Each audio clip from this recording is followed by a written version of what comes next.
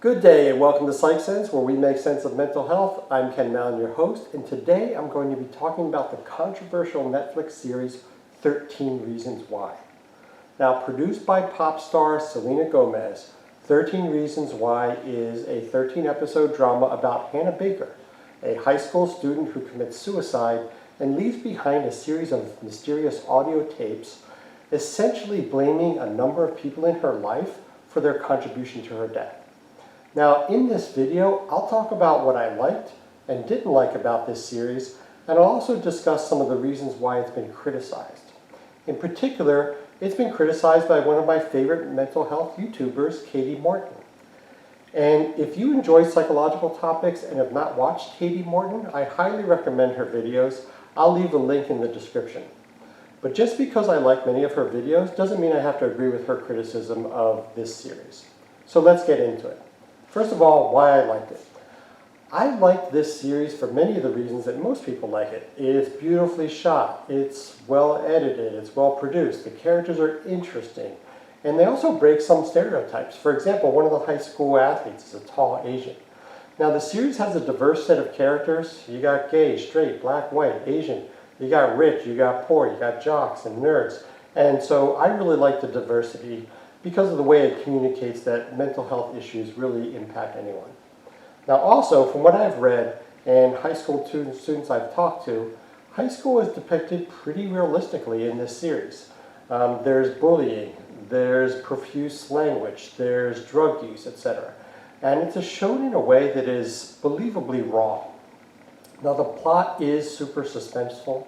It's very much, as they say, binge-worthy. As you're watching it, you're wondering, hey, what's going to happen next? I got to watch the next one. I got to see the next tape. And it's very hard to stop watching once you start. Now, as a mental health student, let me also say this. The main character, to me, and this is one of the flaws, does not present as being depressed. In psychology, we actually use the term affect to talk about somebody's mood, and it sort of takes into account your facial expression, your body language, your posture, all the things that you do that convey your emotional state and mood. Now, to me, when I look at Hannah, I see somebody who's well-dressed, who's showing up on time for things, who's showered, and so forth. So she doesn't, to me, present as someone who's depressed, and she doesn't appear to have a depressed, what we would call affect.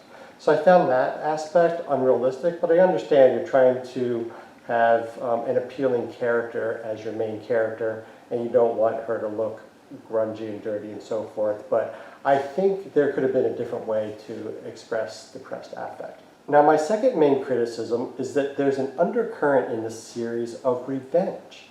Hannah commits suicide, at least in part, to get back at those who made her miserable. Now, mental health experts agree that this is not at all a common reason for suicide. And on this issue, I do agree with Kati Morton and her assertion that suicide, much more commonly, comes from feelings of extreme hopelessness. I think she's absolutely correct in this regard. Now, more often than not, as she says, what we're dealing with for someone who's suicidal, has suicidal tendencies, is someone for whom the world just becomes dark for them. They cannot see the light at the end of the tunnel. They have deep hopelessness, and they really only see one way out. It's a very sad situation. So, I do agree with Kati there, but I do disagree with her in a number of other areas. The students on Hannah's audio tapes expressed being concerned about being on the tapes. Now, Kati Morton felt that the show went too far in the way students characterized Hannah as a drama queen trying to get attention. She felt it would have been better to have had at least one person stand up for Hannah. Now, Clay, one of the main characters, did stand up for her a bit, but Kati felt it was too one-sided. Here's what I think about it. When someone is having mental health issues, it's very common for the people around them to not have a good understanding and appreciation of it. It's very common for people around them to say, hey, they're just trying to get attention, they need to concentrate more, think about things like ADHD. There's a variety of mental health issues where people just aren't very sensitive to it, and I think that that's pretty normal. And I actually like that it was conveyed that way, because to me it added reality to it. And I really like that the show did not sugarcoat what happened in this area. People do say nasty things about other people that are struggling with mental health. Now, it happens. It made me actually uncomfortable And I think that was one of the points of the show that I'll revisit later. And really the goal, I think, in part of the series was to make people feel uncomfortable. Another Kati Morton criticism is that the 13 reasons given by Hannah were not all well justified. Kati felt that one or more of the reasons was, in her words, blown out of proportion by Hannah. Well, Kati, my response is this. Guess what? Hannah's a teenager. She felt hurt by what she perceived as bad behavior, and people sometimes feel hurt due to misunderstandings or misperceptions. Your reasons for feeling hurt are not always correct. Sometimes you misunderstand something. And I think it was important, actually quite clever of the writing of 13 Reasons Why, to include, out of these 13 reasons, some are kind of extreme, and you can certainly understand why someone could feel suicidal or depressed. Others of them are more minor, but very important, and still others are complete misunderstandings. So I actually found that aspect very positive about the series. Now, Kati felt that this made Hannah a less likely character, which made it harder to convey the key messages of the series. So she didn't like Hannah as much because she felt that Hannah wasn't being fair, I think, to some of the people around her. She was judging people as being mean to her, when in some cases they were just acting like pretty much normal teenagers. Now, I disagree with Kati's criticism here because I think Hannah's realistic flaws make her actually more relatable. And so Kati responded to what she saw by feeling like she didn't like Hannah as much, but I think a lot of people watching it actually did like Hannah quite a lot and found her various flaws more relatable, as I said. One of the biggest criticisms that Kati had about the series is that some of the more graphic scenes, in her opinion, go unnecessarily far. She didn't like how potentially triggering or uncomfortable they can make people feel. And let me say this. This series does have 2 sexual assault scenes, and it does depict, in the very first episode, a suicide. So, if these things are triggering to you, you need to know that these scenes are pretty graphic. However, I think that was part of the point of the show. Now, normally if you watch a movie or a TV series and something uncomfortable is about to happen, or there's something graphic, you'll see a tiny bit of it and then they'll skip ahead into the future to a later scene. Now, 13 Reasons Why didn't treat it that way. When they got to that uncomfortable point, instead of leaping forward, as soon as it becomes the slightest bit uncomfortable, the series lingered slightly longer, where you started to feel uncomfortable, like, what am I watching here? And then, after that, it went even a little bit further still.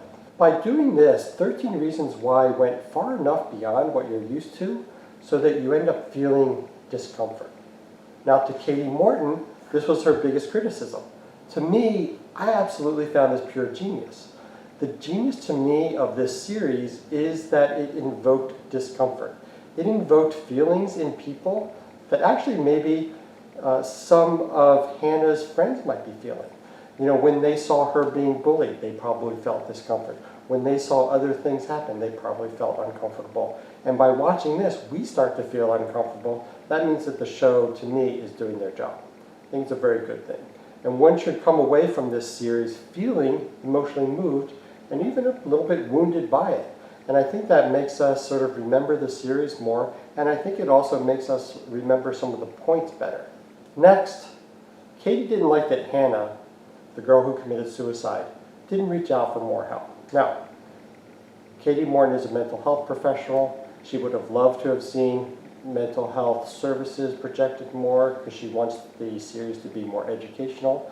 But the series doesn't have that purpose. The series was more to generate awareness around the fact that people around you may be going through mental health issues, in particular suicidal ideation.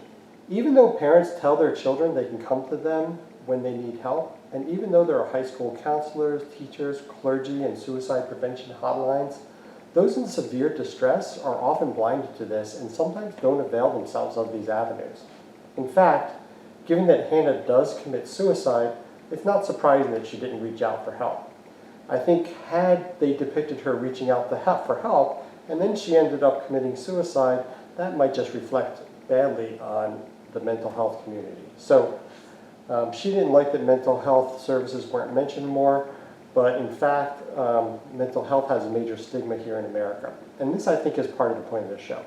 We need to make mental health services more accessible to help remove stigma about mental health. Katie felt like in the show, Hannah's parents, for example, should have gotten Hannah into therapy. Well, given that she ends up committing suicide, that would also kind of defeat the purpose as well. I mean, you'd end up essentially saying that, hey, they got her into therapy and she ended up committing suicide, so I don't think that delivers the right message. Now, it seems like Katie also missed the point of the series that was, I think, conveyed by saying that a combination of small things, bigger things, lack of mental health services, school stress, and misunderstanding cumulatively caused Hannah's demise. And I think that that's more realistic than to just say, hey, this one thing led to her committing suicide. I like the realistic view that it's this multifactorial thing that is very difficult and complicated to understand. And I think one of the points out of it is that as a society, we must all be more vigilantly looking out for each other. And I like the point that when we see someone in distress, we should not assume that some magical service or other kind of person will step in. We need to step in proactively ourselves and show direct compassion. And you start to see that, I think, in the very last episode where Clay starts to reach out to some people around him, because that message begins to sink in for him. Now, finally, and this is not related to mental health, but Kati Morton missed a very important clue at the end of the series. And if you have not seen this series, this is a major spoiler alert. Up to this point, I haven't gone into a lot of detail about the characters and the plots and so forth. Much of these things are common knowledge, so this hasn't been a major spoiler alert so far. But what I'm about to say is, and not only did Katie miss this, but a very well-known entertainment reviewer on YouTube named Lisa from Shine Media, whose review of the final episode I believe has over 1 million views, also missed this important clue. So let me tell you about this interesting clue that we see in the final episode. In that final episode of season 1, the students are giving their depositions to legal counsel, and the student statements are being videotaped. Now, some of the shots of this videotaping are taken through the video as if you are actually doing the recording yourself. And you know how when you see videotapes, there's like a timestamp at the bottom. So if you look carefully at the bottom of the tape screen, where we would normally see this timestamp, if you look there and notice carefully, you'll see the date November 2017. Now, this is a series that was released at the end of March. And there's a date in there saying November 2017. Now, I think this is a way for the producers of the series to communicate that much of the series is not about the past. You know, it's really set up that this person commits suicide, they have these 13 tapes, and we kind of march through the past leading up to the suicide. But maybe that's not the case. Maybe not all of these 13 reasons have occurred. Maybe what has occurred is some of these, and maybe it's possible that an alternative future is still capable for Hannah. Let's hope I'm right, and season 2 will begin with Hannah still being alive, ready to live an alternative future, picking up, let's say, from the 6th reason. And let's just pretend that reasons 7 through 13 never happened. I think that that's a very possible thing, given that the date on that videotape says November 2017. Now, bottom line, I really love this series. In fact, I like it so much, I'm thinking about watching it for a second time starting tonight. And I'd highly recommend it, particularly to the following: any mental health professional, any mental health student, any adult actually who works with teens or has teenagers. This could be teachers, coaches, school staff, camp counselors. If you work with people aged, let's say, 12 to 20, this is important. You know, this is a very difficult life stage for many people, and we all have to be vigilant. Now, what about recommending for teens? That's really difficult. I think you need to do it on a case-by-case basis. I certainly wouldn't willy-nilly make it available to teens. I think it's very helpful to have, let's say, a school counselor watch it with someone, have parents around. I think for teens that are particularly well-adjusted, they will learn something from it. I actually think most teens will learn stuff from it, but you just have to be careful because it can be triggering. And we certainly don't want people to think, for example, that this is a good avenue to do if you want to get revenge. So with that, I want to thank you for watching Psych Sense, where we make sense of mental health. I'm Ken Mallon, your host, and I'll see you next time.